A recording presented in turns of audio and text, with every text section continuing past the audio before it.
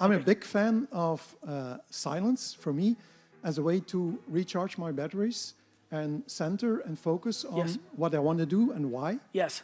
Now, I would like to hear what's your take on the value of silence, and is there silence? Silence? Is there a place for it in your 24/7, 365 life? No. But that's good. This is important for everybody. It's amazing that you're self-aware and you know your hardwiring, that silence is important to you. The thing that I fear as I grow in popularity is that people try to emulate me. And the reason I continue to put out, now I want to talk about what I think is the way I do it so people can use me as a blueprint for themselves. But the reason every 2 weeks, 3 weeks, 4 weeks, I'll say something that throws them off is I want to remind them that I'm just one human being and this is what works for me. I'm the reverse. Something that, I'm sure D-Rock's laughing right now. There's times when we walk into the office and it's quiet because everybody's on headphones and trying to be respectful, and it freaks me out. I need volume. Like I need the light to see your faces. I need the stimulation. I suffocate in silence. Of course, when I'm exhausted, these guys picked me up last night. We flew from New York to Ireland, 1 hour nap, all day Ireland flight. They picked me up. I had to get mentally ready. I wanted to catch up with him, but I was kind of like, I needed a little bit of silence. Sometimes I need it, but 99% of the time, when I'm awake, I need action. And so, but you have to understand, and I think we're gonna connect on this, I'm only comfortable and at peace in the chaos. Yeah. When I get silence, I get sad, I get anxious. It's not interesting to me. So I think the key here is to just know yourself and not try to map to, this person. One of the biggest reasons I go after Steve Jobs' legacy is because I want to build the biggest company in the world, and I want to do it by being nice to my people. But all the kids in Silicon Valley, after Steve Jobs got so big, everybody heard how tough he was on people, so they were faking it. I had good people, good friends, who I knew very well, start being assholes at work because they thought that's how you had to do it to be successful. Fuck that. I think you get much more out of honey than vinegar. Much more from people. So, I'm comfortable doing it my way. I have no interest in imposing my way on you. I think it's important for you to see how I do it. The reason we started Garyvee, the vlog, is when I was talking about hustling and working hard, people interpreted that differently. Now that they see it, they're like, fuck. Is that really me? Do I want it that bad? Like, to achieve greatness, wow, it takes real work. Everybody's fascinated by luck or the big idea. It doesn't exist. You don't know a single person that's made it big unless they work their face off. You might know somebody who inherited a lot of money from mommy and daddy. They may be rich, but they didn't build it. Anybody you've ever met that built something worked their fucking face off. This is a self-esteem game. Mm-hmm. So there's no drug for self-esteem. People in here who were unfortunate and had parents or were hardwired in a way that lacks self-esteem, you're not gonna be able to fix that overnight. You can't just be a cheerleader. And for 2 minutes, they'll be like, yeah, and then you walk away and they're like, no. So there's a couple things. First and foremost, negative comments. I really don't give a fuck either. However, I take every one of them seriously.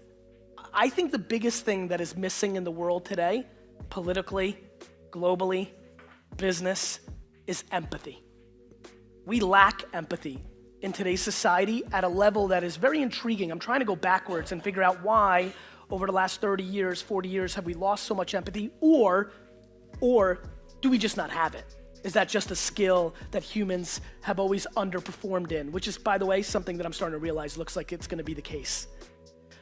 But we lack empathy. So when I get negative comments, the reason I like looking at them is I respect, back to making that joke of that lovely lady, they're the market. They think I'm full of shit.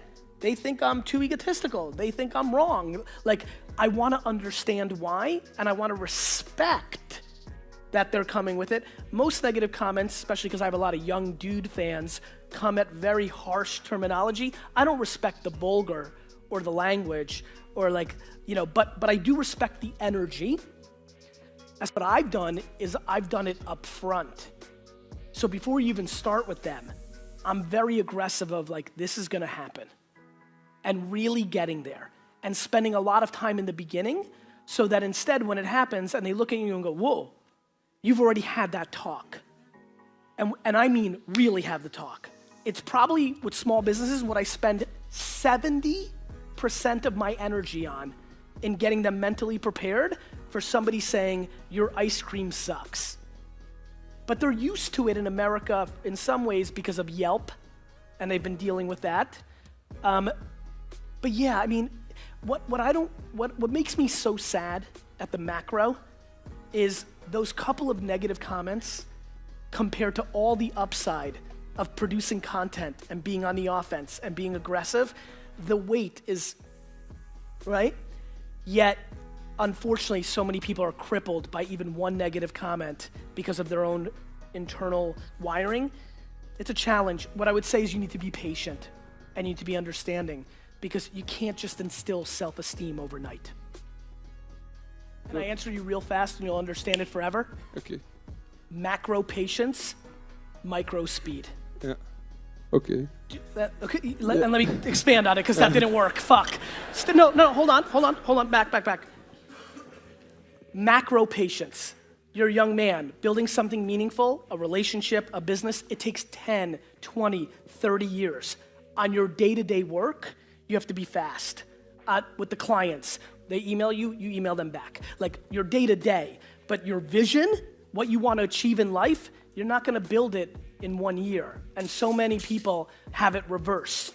In the day-to-day, they're slow.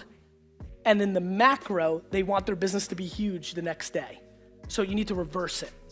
So if you have to make the decision between, in my case, building a better framework or focusing on that, or trying to find more customers, what would you advise? Knowing that I don't need the money of new customers right now.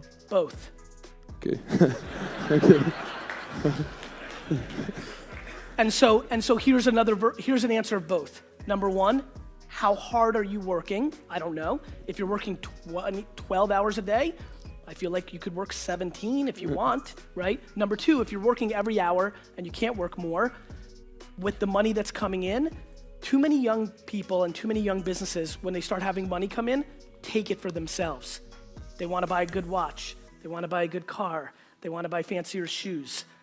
What I would do is when my first money, so here's my story. This is not advice I'm giving just for fun. This is my life. I walked in my dad's store. It did $3 million a year, 10% gross profit, $300,000 in profit before expenses. We had no money. I was making $40,000 a year, 37.4 actually. And I built that business from 3 to 45 million in the first kind of 4 or 5 years. And 5 years later, this is doing $45 million in sales, and I'm making $40,000.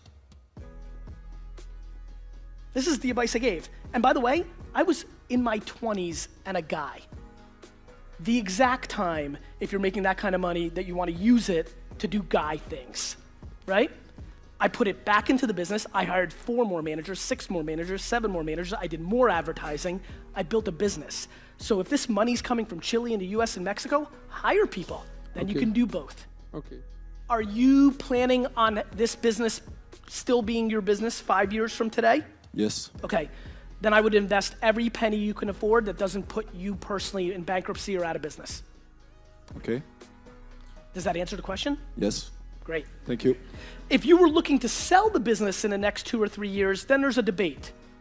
But if you put in the money now and you're gonna be in business in 5 years, and assuming that you're right, you're gonna have a much better business. And so that's why it's the right bet. Vaynermedia. Vaynermedia, again, I always like when I can give you examples of what I'm doing, because it's not just me, oh, I made it, let me give advice. The last 2 years, I've run Vaynermedia as a CEO. 2 years ago, the business did $67 million in revenue. It's an agency. Last year, it did 100 million. Both years, we made the same amount of money. The bottom line made the same amount of money. When you make $33 million more in revenue, and you make the same amount of money that you did the year before, you're doing 2 things, the 2 things I believe in. 1, I'm investing in the business for real. Number 2, I took a lot of risks, many of which will work, many of which won't. But it felt like the right year to take those risks because I was tasting that the business was gonna go from 67 to 100, so I knew that I had the economics to make those bets.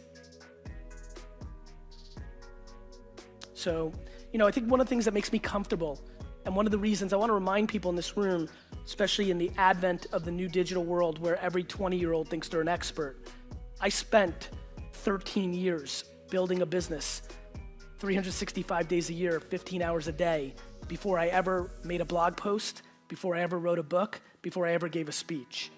I take a lot of pride in the fact that I only give advice that I actually do myself. It's your job to interpret where you and I are different, because everything I do won't necessarily work for you, but the advice is me eating what I'm serving. My friends, we lack common sense. We go through school and we get educated, and it takes over the part of our brain that is left for common sense. What I just said is funny. Like some of you snicker, it's funny. It makes so much sense. We forget why we're doing things, and so we get into the tactics, not the strategy.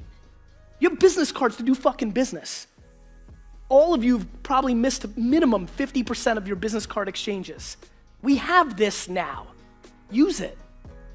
And that's the same thing for everything. What was the purpose of the video? Not to make a commercial, to sell somebody on the emotion of the video so they buy it. So if you have to make that story in 48 seconds, make it in 48 seconds, not because 30 was the way we did it. Facebook's direct mail. You have their address. You actually know how old they are, what they care about, how many kids they have, when they got married. You know way more than the mailbox knows. What are you doing with your direct mail when you get home? Let me save you time.